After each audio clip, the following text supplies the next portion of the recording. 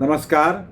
मंगळवार 17 फेब्रुवारी रोजी माघ अमावास्येच्या दिवशी या वर्षातील पहिलं कंकणाकृती सूर्यग्रहण होणार आहे. परंतु हे कंकणाकृती सूर्यग्रहण भारतातून दिसणार नाही आहे. त्यामुळे ग्रहणविषयक जे धार्मिक नियम पाळायचे असतात ते भारतातून पाळण्याची जरुरी नाही.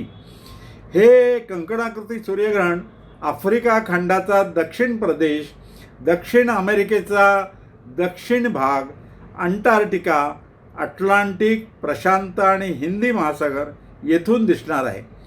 अर्थात सूर्यग्रहण जरी दिसणार नसलं तरी पुढच्याच महिन्यात मंगळवारी 3 मार्चला फाल्गुन पौर्णिमेच्या रात्री होणारं चंद्रग्रहण हे मात्र भारतातून दिसणार आहे आणि हे भारतातून ग्रस्तोदित स्थितीत दिसणार आहे. ग्रस्तोदित स्थितीत म्हणजे काय तर ग्रहणातच चंद्र उगवताना दिसणार आहे.